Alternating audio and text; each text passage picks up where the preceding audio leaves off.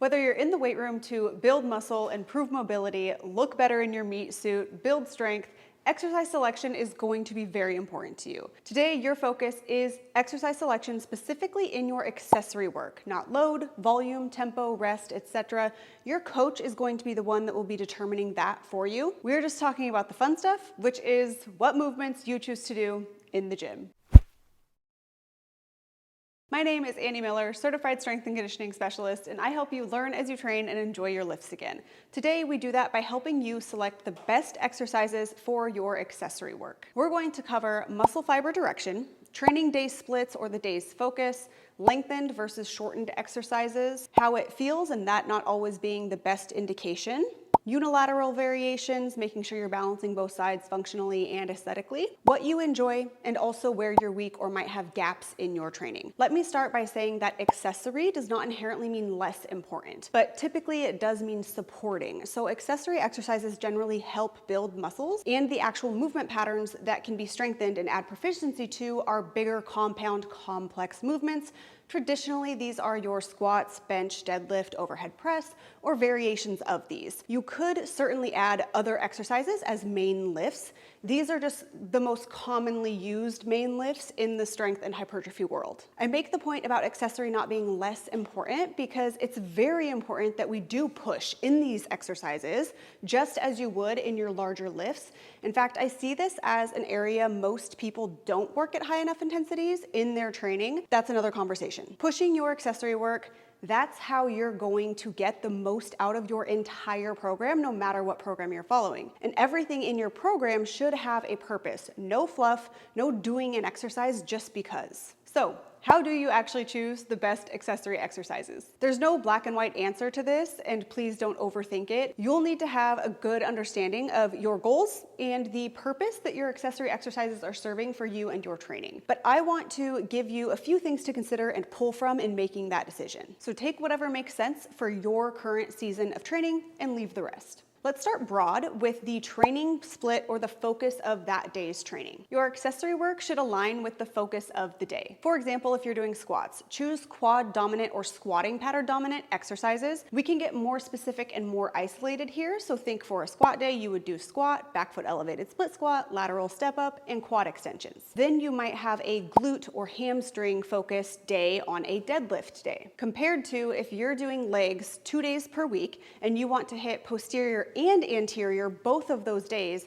then you're mixing bigger bang for your buck exercises likely, and maybe having a little bit less of that isolation work. Think for day one, you would do squat day, so squat, hip thrust, back foot elevated split squat, RDL or back extension for glutes, and something similar for accessory, a mix of hip and quad dominant on your deadlift day as well. Both of these approaches can be very effective for choosing accessory work on a lower body day. It comes down to preference. I prefer 2 mixed days with slightly less isolated work. I have found over a decade that just gives me my best results, both from a strength standpoint as well as putting on muscle size. You can think of those 2 examples as basically choosing more isolated work or larger compound multi-joint multi-muscle group exercises for your accessory work. The latter may save you more time as well. So know what your training focus is for the day. That creates your bumpers for choosing accessory work. What area are we working? What patterns are you working? Do we want more isolated work or more compound work? Answer those.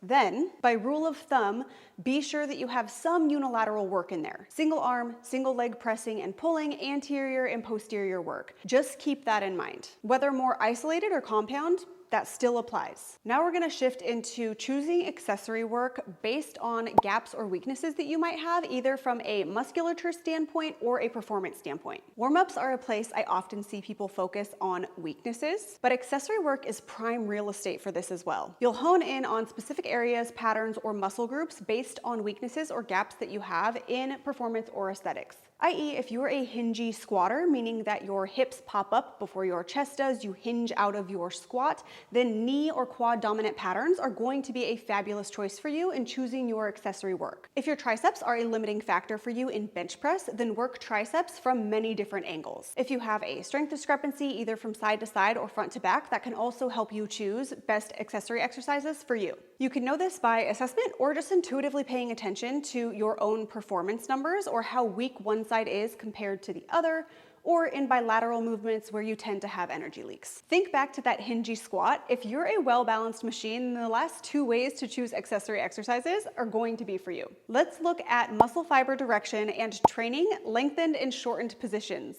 How fun. Muscle fiber directions essentially help us choose a variation of a given exercise. Before we get into this, know that you do not have to look at every muscle in the body to determine what exercise you do. Please don't do that. It can just be a fun way to learn more about the muscles that you're working and provide further insight as to what you should focus on when doing a given movement. You can think about contracting the muscle along the fiber direction. I will say this is most applicable to potentially more isolated work, but that's not always true. Let's look at the lat pull down. Variations involve multi-joint and multi-muscle engagement. You can absolutely think about fiber direction while doing different versions of lat pull downs. When working the deltoids, which are your shoulders, you want to make sure that you're hitting the anterior or the front deltoid, the medial or the side deltoid, and then your rear deltoid, which is your posterior or back deltoid. We want to make sure we're targeting all of these if we want nice round shoulders. And different exercises allow you to do that. Are you getting after the upper, lower, mid fibers? Think about the glutes or the traps where you have fibers running in different directions in the same muscle. Hitting these muscles from different angles is going to be a safe bet for overall muscle growth. You can use this to choose an exercise or look at this after choosing an exercise in order to choose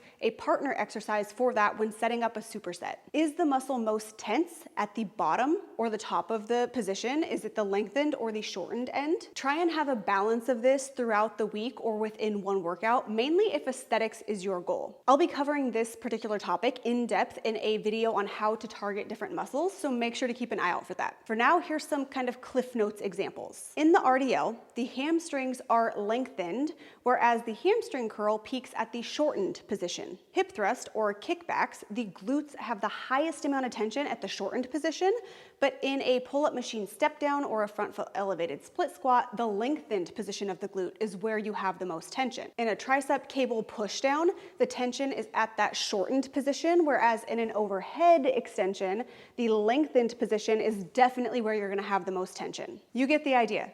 And if you don't, drop questions below or wait for that muscle targeting video to drop. I'm happy to help either way. On that note, also be sure to check out my video on how to progress your accessory exercises.